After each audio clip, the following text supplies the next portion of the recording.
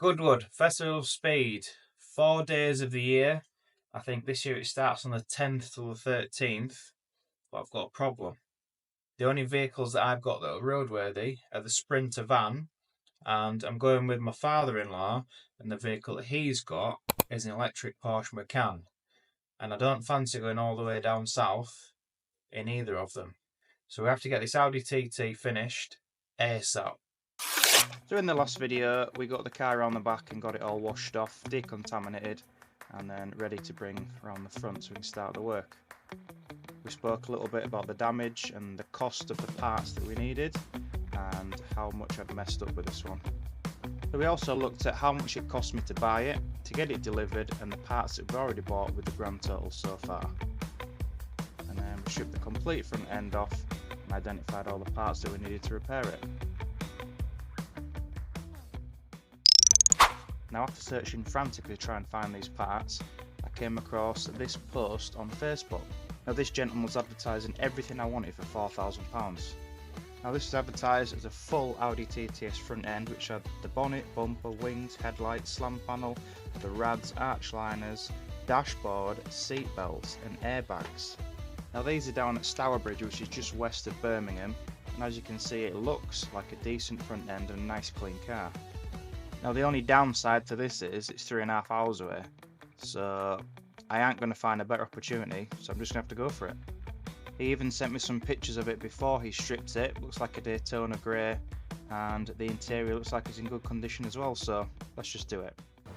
So I set off this morning at 5 o'clock and I've been down to Birmingham and we've managed to find all the parts that we need for the Audi TTS.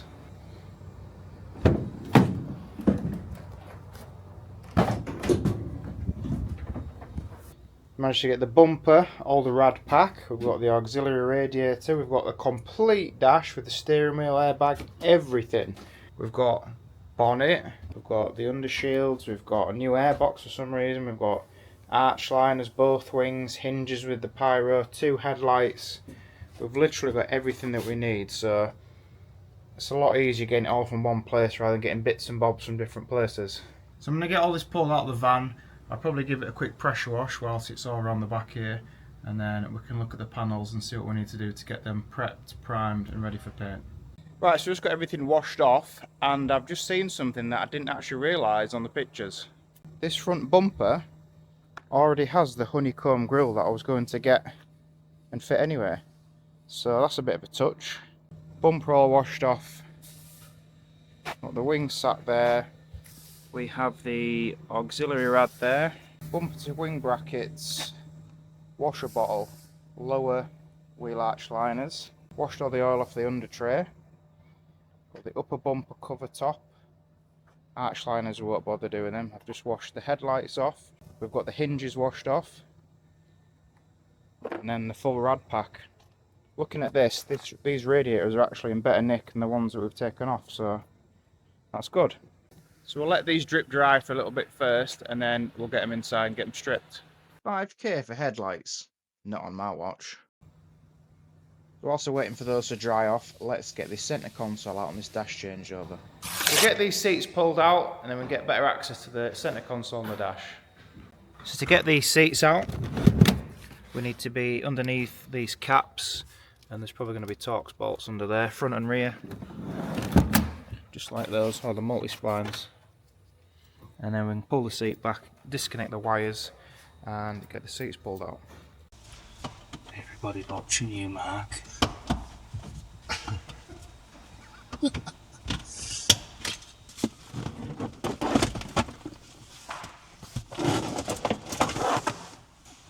one's my cup of tea? Left.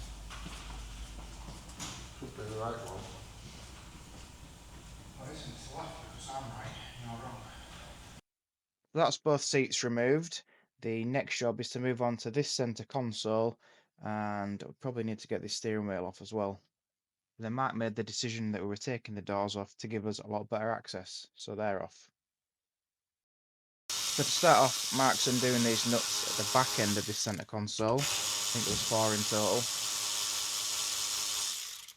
We then needed to be underneath this centre console panel with all the switches on. And then there was more nuts, bolts, screws, everything at the front which held the front end on. And at last, we can get this centre console out. What a chew that was. That was ridiculous, just for that. Yeah. Some dashboards on all the cars are easier to do than just that. Oh well, it looks a bit better now that's out. Give it a good clean actually while it's all like this. Actually. Well, once we've got it finished. To remove this centre console, there was 2 wires under the bench seat, these 4 nuts that held on the back of the console, there was 2 more in the centre here, and about 5,000 holding it on around the gear stick and into the bottom of the dashboard. And just look at all those wires, it's ridiculous.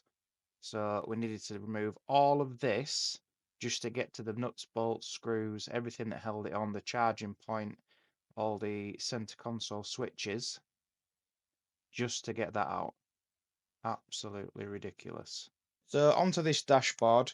I've sped this up because if you were to watch this from start to finish as removing it, it'd take you 3 hours. It is the worst dash between us we've ever removed. We've got 35 years of experience between the pair of us. And honestly, why they fit these things like this, I do not know. So I've just swapped sides with Mark because he was about to kill himself. He's had enough of this glove box. So after a little bit of research, it turns out there's a specific tool for the VAG group to be able to get this control unit out of this glove box, which you just see me remove there.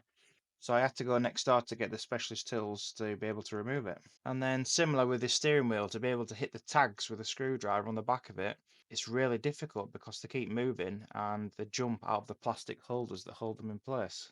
So yeah, what a job. So after a lot of riving and chewing and about 4 hours, we've managed to get the dash top out. So rather than taking all the framework with it, we opted just to take the dash off the frame. So got the old one out down here,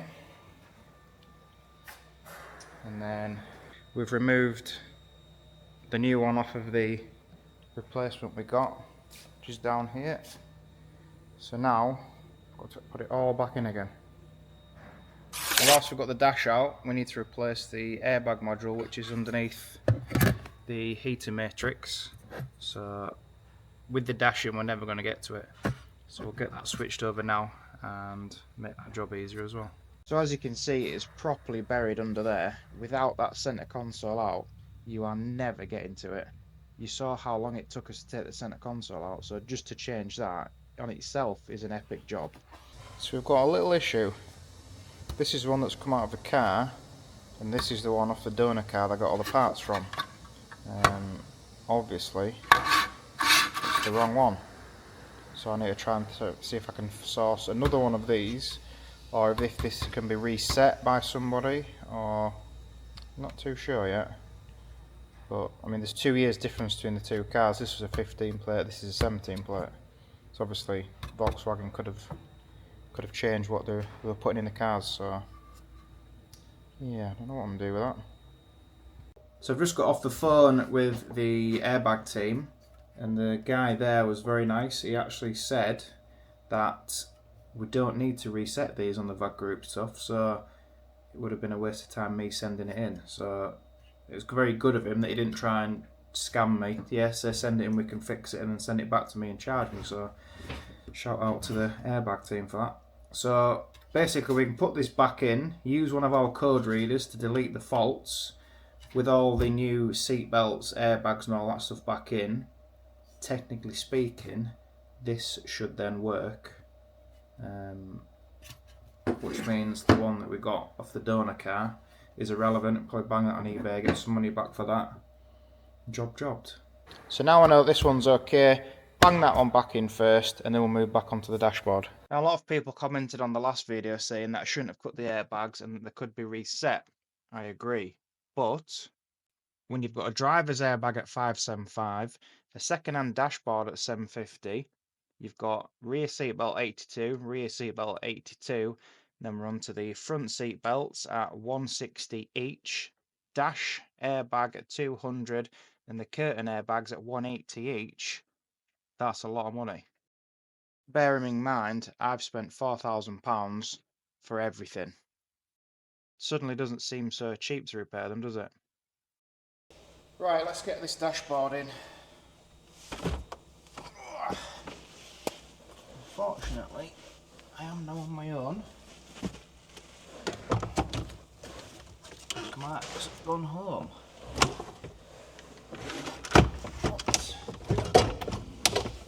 But I think we'll manage. So we need to thread the wires back up through the speaker holes. Shove it in a bit. Get the wires for the clocks pulled through. And what I'll do is I'll start plugging things in first before we start putting any bolts in. Make sure I don't trap any wires.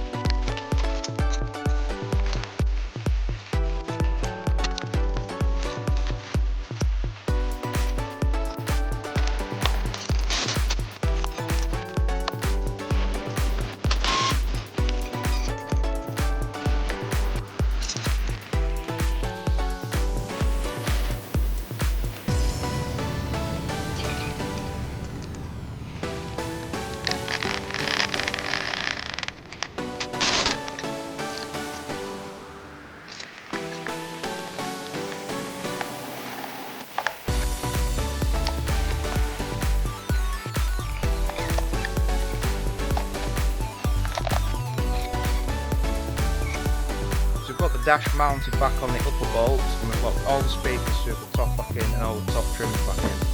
So now we've got that in, what I'm going to work on next is the glove box, and we'll finish off this passenger side first before we jump to that side, because that side's a bit more involved. So let's get this left hand side finished first.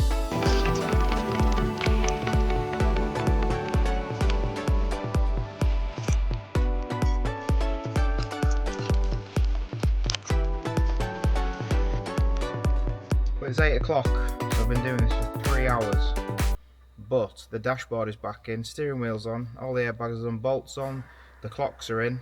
Let's have a look. What an absolute pain in the arse these are to do. Ridiculous. So, next, we need to get this centre console back in, because I can't start it or anything without all this stuff being back in. So drop the centre console back on, just so I can move the car basically, because I've had enough today. So centre console on, drop it down off axle stands, and then I'll have a good tidy up, and we'll continue tomorrow. So it was a long day yesterday. Trying to get the Audi dash out was an absolute nightmare.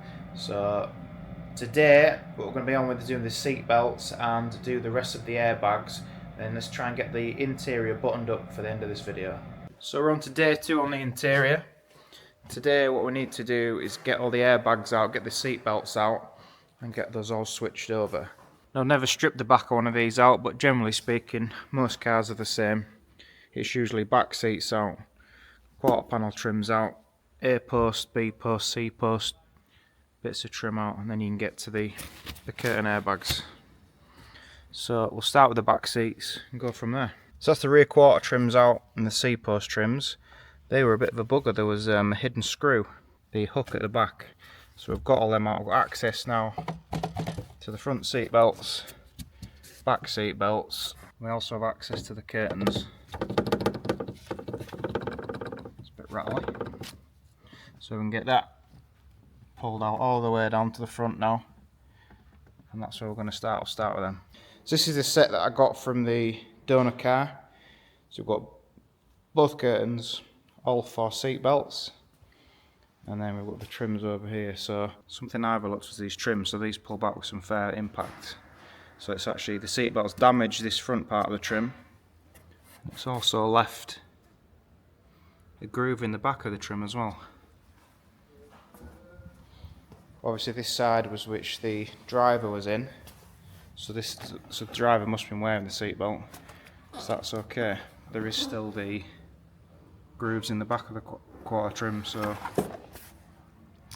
yeah, I'll have to have a look, see if we can get a new passenger side. So behind there you can see the airbags held in with 30mm Torx bolts, so we'll get these pulled out all the way down this roof rail. So to get to these bolts, I needed to get the roof liner down because I couldn't quite get to them. I thought I could, but I couldn't.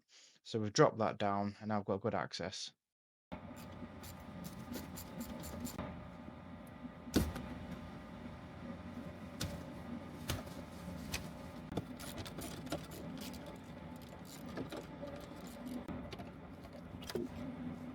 And that's that one out. So pop that back in, put the locking tab on, and that's one done. So do the same at the other side and then move on to the belts. So that's one side all back together now, finished complete. It's got the quarter panel back on, got both the seat belts put back in, the C pillar trims back on, A pillar trims back on, and we've got all the sill trims back on as well. Now I can't do this side yet because, as you've seen, when this seat belt retracted, it damaged the top of that trim, so I'm going to have to try and source another panel. But what I might do for now is pop this back in while we source a new one, just so we can put the seats back in so they're out of the way, don't want to get them damaged. Because generally speaking, things that are kicking around the workshop are going to get damaged, so we'll swap these belts over next, and then I'll decide on this trim after that. That's all the belts changed, all the bags changed, all the interior back in, bar the left hand side quarter panel trim and the back seats. So we can't do any more with this. Let's move on to the front bumper. So as you can see, this already has the fancy honeycomb grilling, which is what I was going to get regardless. So we need to pop that out, but to get that out, we have to get all of the inside out as well. So I've never stripped one of these, but we'll start from the beginning and go from there. First off, we need to disconnect all of the sensors, the parking sensors, all that sort of stuff, and move this wiring out of the way. We can then move on to the crash absorber, get the washer jet pipe out of the way, and then we can remove the full loom. 5 million screws to remove from the grills and the trims, and then the top cover can come off. Remove both washer jet brackets onto the lower honeycomb grills. Lower trim off the bottom of the bumper, and then the silver part to that. And last but not least, we've got to remove this front grille. So once the bumper's stripped, there's not actually a lot left to it. There's only these two side pieces and the bit in the middle, but get this cleaned up, get this prepped up, and see what condition it's in. There's the honeycomb grille off. Bumper stripped, all the pieces that we've taken off the side grills. That bracket goes around the washer jet, the lower part of the bumper, that's the finishing trim on the bottom, the upper bumper reinforcement at the back. You've got the shock absorber with the pedestrian sensor on the front of it, so as if you run over somebody, this pipe gets nipped and sends a pressure signal to these sensors at either end of the crash absorber, and then that ignites both of your pyro on your hinges, these ones on here. So that sets both of them off, and the idea with that is the bonnet meets the person that you've just run over, and it's to cushion them from hitting the engine block. So now we've got all these bits off, we'll get all this stored away and we'll get on prepping the bumper. So one of the problems we have with these Audi bumpers, once you take the front grills out, there's nothing to hold the bumper square. So what I've done is I've got this piece of welding rod. I've put 2 screws in the back of the bumper where the grill mounts, and that's just to hold the bumper together while we work on it and paint it. So otherwise, when you lay it on the trestles, it just falls straight through the trestle and ends up on the floor. So nice little tip. So Mark's got the front bumper prepped for primer. He's also got both wings done. And then there's the tow eye cover and both the washer jet covers. So what we're going to do, we're going to prime the front bumper. Then we're going to do what we call back the wings. So he's going to prime the wings. He's going to put black all the way around the edges, and then lacquer the full wings. We can take the wings, we can put them straight onto the car, and we can paint the doors with the wings together then. So let's get some primer banged on. So whilst we've been slaving away in the back of that car, Mark's got these panels backed and some colour on them. So what he's done is he's primed this, put a quick coat of black on, and then just put a coat of lacquer on so it's easier to rub down. Plus you can see if there's any imperfections anywhere. So these wing edges are all, that's finished. And then this will all be to flat again. So the wing edges are all finished now, so what we'll do is we'll scotch the edges ready for when these panels go on. And all we have to do is flat the outsides, and we can paint the wings and blend into the doors at the same time. So we've got both of them done. And he's done the 2 washer jet covers and the tow eye cover as well, so these are pushed on nicely. But before we get these put on, we need to repair the air posts and repair the front of the door edges. So now I need to go and try and find a new inner trim for that left hand side quarter panel. And whilst we wait for that to turn up, if I can find one, we've got loads of other bits to do. We've got the front edge of the doors to prime and paint so we can get the doors back on. We can do the air posts so then we get all the scuttle panel and things and the wipers back on. And if we get the bonnet hinges painted as well, we can test fit the bonnet too. Now I'm just finishing editing this on Saturday night. It is the 14th of June, which gives us just under a month to get this car finished before Goodwood.